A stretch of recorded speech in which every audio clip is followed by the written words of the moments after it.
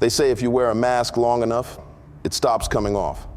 Steve Harvey built an empire on being whoever America needed him to be. The preacher, the player, the father, the fool. Over time, he wasn't performing anymore. He became the act, a man with a face for every room, and none of them real. I was just a comedian trying to catch a break.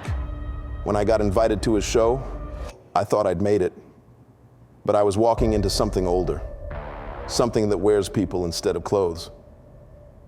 In his dressing room before I went on stage, Steve Harvey looked me dead in the eye, peeled off his smile, and said, "How many faces do you want?"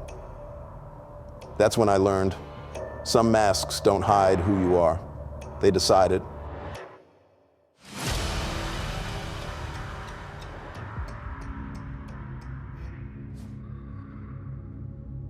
I used to think I had to be famous to be seen, but I learned something worse.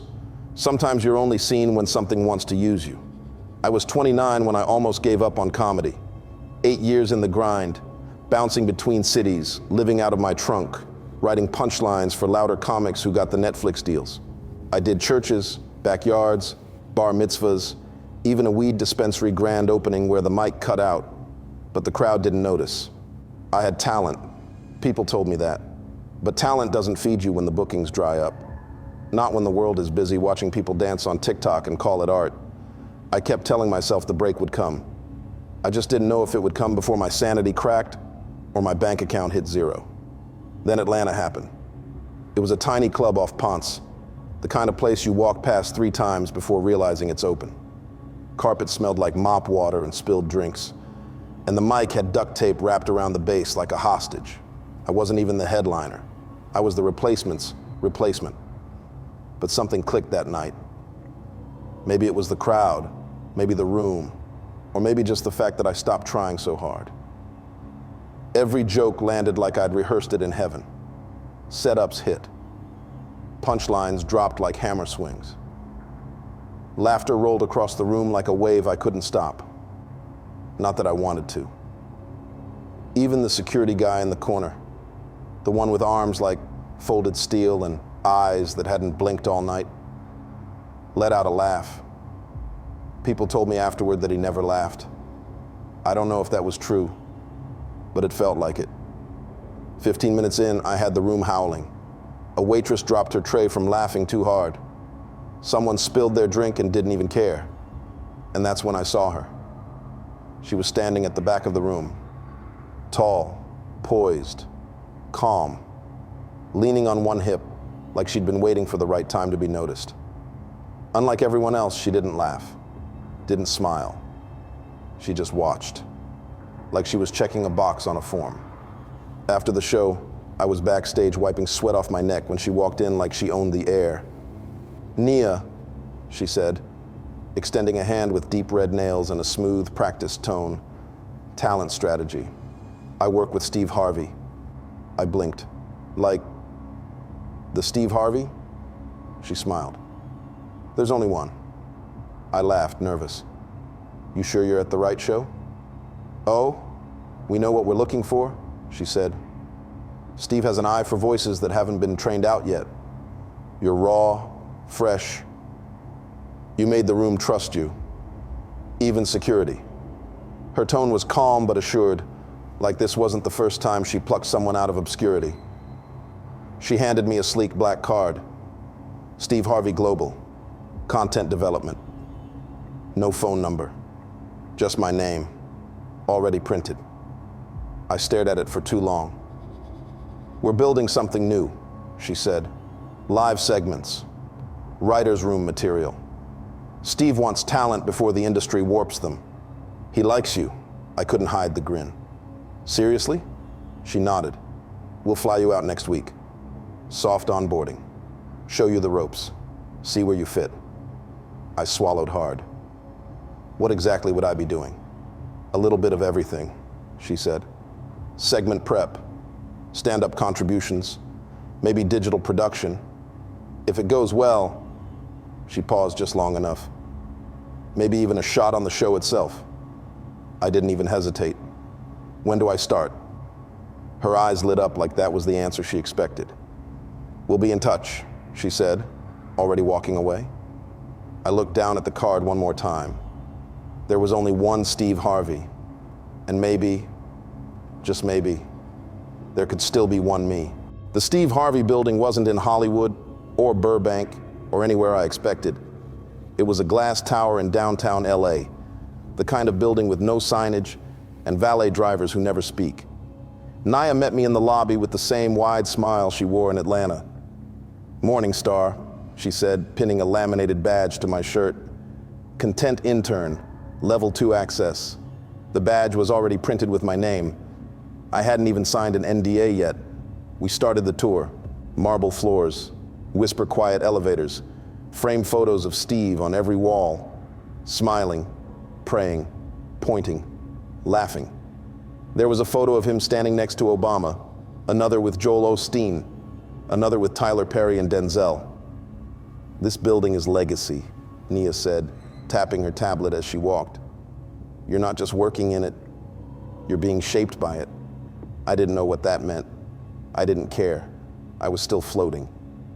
We passed the Family Feud set on the second floor, dimly lit but fully staged, like it was waiting for Steve to walk in and restart reality. The studio was bigger than I thought, but somehow felt smaller, like it was a church that only came alive when the right preacher stepped up. "This was the altar," I whispered. Nothing. Just surreal." Nia smiled. "You'll get used to it. That's the trick." The elevator dinged again. We moved higher, deeper. On floor 4, I saw a nameplate that stopped me cold. Tyler Perry, guest suite. Before I could ask, Nia stepped away to take a call. And I don't know what possessed me. Curiosity, ego, maybe the buzz still humming from last night's win. But I pushed the door open. Inside was a dressing room so perfect it didn't look real. Everything was laid out like a product demo. A leather chair, a steaming humidifier, still water bottles lined up edge to edge, untouched fruit bowl, glistening under soft studio lights. I stepped inside. Just 1 foot. Then I saw the closet. It was cracked open, just barely. And hanging inside was a green suit. Not olive, not mint. Green like currency, like envy, like something that grew where sunlight didn't reach. It shimmered under the track light, stiff and perfect. The stitching looked alive. I reached toward it almost involuntarily. "What are you doing?" I froze. Steve Harvey was standing in the doorway. He didn't look angry. He looked amused. "I thought you were invited to orientation," he said, voice low and velvety. "Not into my personal space. I didn't know this was your room," I stammered. "It said Tyler Perry," he chuckled, walked in slowly, shutting the door behind him. "Names change, brands evolve." He crossed the room and gently pushed the closet shut, the green suit disappearing like a magician's handkerchief. "You're new," he said warmly. "It's fine. First day and all." He clapped a heavy hand on my shoulder, just firm enough to freeze my breath. "But this space right here," his smile dropped just slightly. "This is me. The me that don't do interviews. The me that don't play dress up for the camera. The me that earned every brick in this building." I nodded, eyes on the floor. Understood. Won't happen again. Steve's face softened back into something familiar, that warm, toothy grin that made Middle America feel like church. "Of course it won't," he said. He opened the door. "Come on, let's get you set up." My desk was on the 6th floor, carpeted, isolated, a long row of minimalist workspaces, all identical. At my seat, a closed laptop, a white folder labeled Segment Concepts, and a small black box with no logo. Inside the box was a green tie, the exact shade as the suit, folded perfectly. Nia appeared beside me like she'd always been there. "Every team member gets one," she said. "It's a brand thing." "Is it for on-camera stuff?" "No," she said softly. "Just alignment." I looked back in the box. The tie was warm. Then I heard something. A faint buzz from the intercom overhead. It repeated, soft and rhythmic, like breathing. We make the people feel good. That's our job. That's our job. That's our job. I looked around. No one else moved. No one flinched. It was like they couldn't hear it. Or worse, like they were the ones saying it. The rest of the day blurred. I sat in on a script session for an upcoming segment. The other writers were polite but empty, speaking only when prompted, offering lines that sounded copied from commercials. At one point, I reached into my own notebook to jot a line, only to see it already typed on the shared doc, word for word, even the punctuation.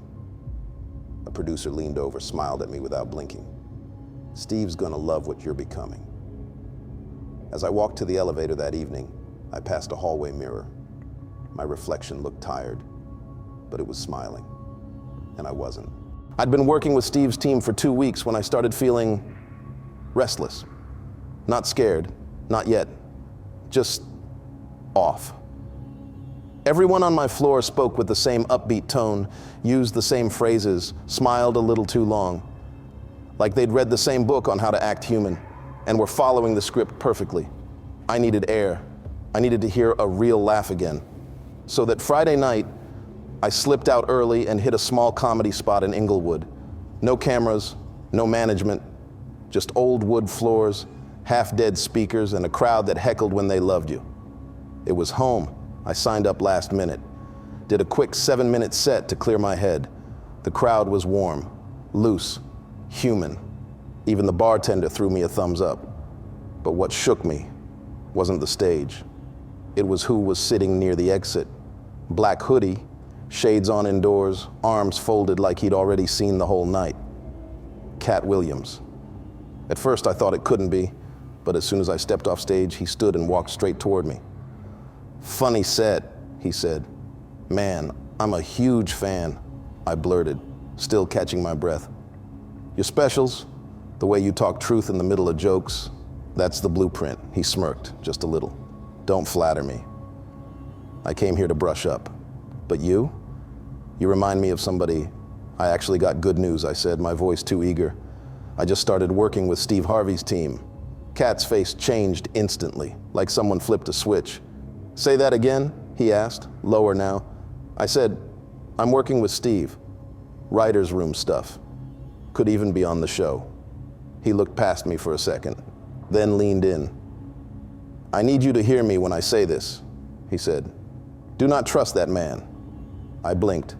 "What do you mean?" "He has a face for every place," Katt said. "You don't know which one you're talking to." He glanced over his shoulder, then back at me. "My advice? Eat toothpaste." "What?" "That's what I tell the young ones. Eat toothpaste. Keeps them from reading you too easy." "I don't understand." "You're not supposed to yet." His tone dropped. "But listen, you don't need them. Your voice is still yours right now. They're gonna try to change that. That's what the building's for, to shape you." He started walking away, a small crew falling in behind him. Not bodyguards, not friends, just people who looked like they'd been with him a long time. At the door, he stopped and called back, "Steve ain't just a brand. He's a whole system. Don't get coded." Then he was gone. I stood there, mouth open, like someone had slapped me awake. The next moment, my phone buzzed in my pocket. "Naya, be here by 6:30 a.m. tomorrow. You're shadowing Steve for the day." I stared at the screen, and in the reflection on the glass, I saw myself, smiling. But I wasn't. 6:30 a.m. Most of the world was still asleep, but inside the Steve Harvey building, it already felt like noon. Fluorescent lights hummed. Cameras blinked red standby dots in empty hallways. The air carried that faint ozone smell of electronics and something else, something sweet, chemical, like cologne that had no business being worn this early. When I stepped through the lobby glass, I saw him, Steve Harvey, perfectly pressed, perfectly awake. He was pacing near the elevators, phone to his ear. The same casual authority you hear in his voice on TV, only sharper. Two assistants followed behind like shadows that didn't know where to fall. He turned suddenly and saw me. Everything froze for half a second. Then his phone slipped from his hand and hit the floor. The sound echoed down the marble corridor like a gunshot. Neither assistant moved. He smiled, or something close to it, and said, "You're early." You said 6:30, sir?" "That I did." His tone was smooth again, like nothing had happened. "Come on, son. Follow me." His dressing room was larger than most apartments I'd lived in. Gold-framed mirrors, spotless leather chairs, an air purifier that hummed like a low choir. The scent of aftershave and warm dust lingered everywhere. And hanging on the door, perfectly centered, was a green suit. I couldn't stop looking at it. It seemed to catch light that wasn't even there. Steve motioned toward a seat. "Sit, son." I obeyed. He sat across from me, hands folded, expression unreadable in the mirror's reflection. "I know you're following me today," he said, "but don't think of it as shadowing. Think of it like being a fly on the wall." "Got it," I said. "Honestly, sir, this means a lot. I feel like everything's about to change." Steve's smile widened. Too wide. Maybe it is. Then his phone buzzed. He didn't look at the caller ID before answering. "Yeah," he snapped. "What now?" The warmth vanished. His face hardened, jaw twitching. "I told you I don't want him. I don't care what the ratings say." He turned his back to me. "You keep testing me like I don't own this room, like I ain't earned this face." His voice distorted mid-yell, like a microphone too close to a speaker. For a second, it sounded like more than one voice, a deeper one, layered under his own. Then silence. He hung up, turned, smiled again. "Sorry about that. Hollywood makes folks forget their place." He grabbed his second phone, a cracked old iPhone, and scrolled through Instagram like nothing had happened. "See this?" he said, showing me a random post. "Now this is funny. Natural. People love what feels real. Even if it's fake," he scrolled again. "Look at this one. Smile too forced. People can smell desperation." He laughed, low and quiet. It didn't sound like laughter. It sounded like testing a sound that humans make. Every few minutes, someone would knock on the door. Without looking up, he'd bark, "Not now. I run a tight ship in here." And then back to me. Calm. Polite. The shift was instant. Terrifyingly smooth. The day rolled forward like a film I couldn't pause. I followed him from set to set. Cameras trailed him automatically as if drawn to light that wasn't really there. Staff spoke to him in short, rehearsed sentences. He'd answer each with a different tone. Preacher, father, host, king. He wore each voice like a different mask. In one meeting, a young actor from a Netflix show came in to pitch a collaboration. Steve just stared. 10 seconds, maybe 12. Then he said, "This town used to be about talent. Now it's about shape. What shape can you fit?" The kid nodded like he understood, but I could see it, that crack in his confidence, the beginning of whatever happened to everyone else in this building. When the day finally ended, we stood in the hallway outside his office. The fluorescent lights hummed overhead, just slightly off rhythm. Steve turned to me. "There's nothing wrong with wearing a mask," he said, smiling faintly, "long as you remember which one's really yours." He leaned closer. I caught a faint whiff of something metallic under the cologne. "You remember that, right?"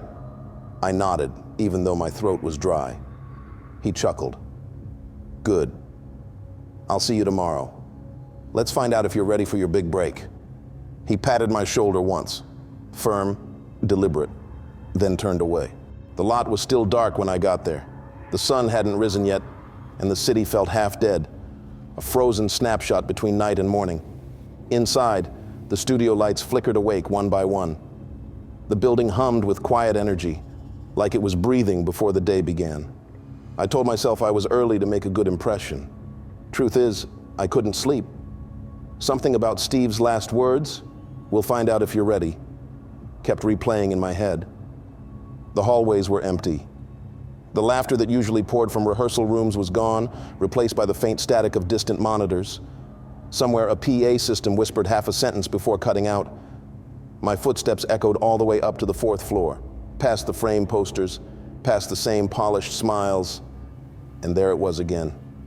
Tyler Perry, guest suite. Door cracked open, same faint glow. The air hit different this time. Heavy, humid, sweet, like too much cologne masking something foul. The fruit bowl on the counter was still there, but now the apples were soft, sinking in on themselves. A slow rot, and hanging in the open closet, perfectly centered beneath a lone spotlight, the green suit. It wasn't still anymore. The fabric shifted slightly, the way curtains move when air passes through a closed window. I took a step closer. The fabric shimmered under the light, alive in a way fabric shouldn't be. It pulsed faintly, like it had a heartbeat. I reached for the tag, Bernie. The name was embroidered in fine gold thread. The second I read it, something behind me changed. The air bent. Heavy footsteps. I turned. Steve Harvey filled the doorway, taller than I remembered, framed in the sterile light like a portrait come alive. He wasn't smiling. Not at first. Then, slow and wide, the familiar grin grew across his face, practiced and perfect. "You weren't supposed to see that yet," he said. His voice was low, level, the kind of calm that scares you worse than shouting. I didn't mean to." He waved it off. "Relax. Everybody gets curious their first week." He stepped inside, closing the door behind him. "You know what they say? Curiosity's how you find your calling." He brushed a speck of dust from the green suit sleeve. His eyes didn't blink. "Every king wears what the last one left behind," he murmured. "That's how the throne stays warm." I didn't understand what he meant, but something in me whispered not to ask. "Come on," he said. "Walk with me." We ended up in another dressing room, his own. No cameras, no assistants, just him, the mirror, and me. He stood before the mirror, fixing his tie. His reflection didn't move at first. "I wanted you to shadow me," he said. "But truth is, I've been watching you." He turned slightly. "You remind me of me when I still believed faces were real?" My throat went dry. He gestured for me to sit. "You've earned this. But before we go out," he leaned forward, eyes shining. "How many faces do you want?" "What?" I asked. He chuckled softly, but there was no humor in it. "I've worn smiles, sermons, crowns, jokes. I've been every man they needed." He paused, voice deepening. "But I only show this one when it's time to pass it on." He nodded toward the green suit. "Look at it." The suit was glowing faintly now, its color deepening from emerald to something darker. The seams pulsed in time with his words. He raised a hand to his face, and then he removed it. It peeled away like latex, soundless and fluid. Beneath wasn't flesh. It was a shifting mosaic of celebrity faces, dozens of them, overlapping, flickering, screaming silently without mouths. Faces of joy, rage, exhaustion, prayer. The faces the world trusted. "I told you," Steve whispered, his voice now layered. Too many voices. They all want something. A preacher, a host, a savior, a fool. I give them what they want. The green suit shuddered on its hanger, then stepped forward. The fabric crawled toward me, dragging itself like it knew my name. The collar lifted as if sniffing the air. I stumbled back, heart pounding. "What is this?" "This," Steve said softly, "is freedom. Just turn around. That's it. One breath, and you'll never worry again." The suit stopped inches from my shoes, its sleeves lifted like hands ready to embrace. I could feel heat pouring from it, or maybe from inside me. I almost said yes. I almost did. But then my lungs locked up, the air around me collapsing. My chest tightened.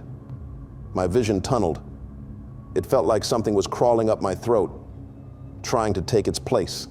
I couldn't breathe. I couldn't think. I did the only thing left to do. I ran. The hallway spun as I stumbled out. Lights flickered above me like a seizure. Nia was there, clipboard in hand, smiling too wide. "Hey, where are you going?" she said brightly. "They're waiting for you." I tried to speak, but no sound came out. From the far end of the corridor, a stagehand shouted, "You're up next!" I kept running, past cameras, past crew, past a wall of fake laughter that erupted somewhere behind me. I burst through the exit and into the blinding daylight. For a moment, I stood in the parking lot gasping, watching the building shimmer behind me like heat over pavement. Then I walked away. I didn't look back. They said I disappeared, that I quit, that I was never part of the lineup. I tried to work again, Atlanta, LA, New York. Every club said no. Every contact ghosted me. Every time I'd call, someone new answered and said, "We don't know who that is." My name vanished. Sometimes, I still dream of that room, of the green suit pulsing under the light. Sometimes when I perform small gigs, people say I sound like somebody else. I don't tell them who. I kept my secret for years. But secrets don't die when they still have an audience, because I saw his real face and I said no. But the truth? I still don't know if I walked away or if one of his faces walked out wearing me. A buddy from the old days called last week. Said he could book me a quick set in Houston, just 7 minutes, nothing fancy. I said yes. The place was small, smoky, mostly locals. I hadn't felt nervous in years, until I saw who was sitting in the back. Katt Williams, same hoodie, same unreadable expression, watching. After my set, he waited till I stepped off stage, then motioned me over. The crowd noise faded behind us. "You finally came back," he said quietly. "Good. Maybe now we can finish this story." He adjusted his hat, leaned close enough that I could smell the clove smoke on his jacket. "Tell me something," he said.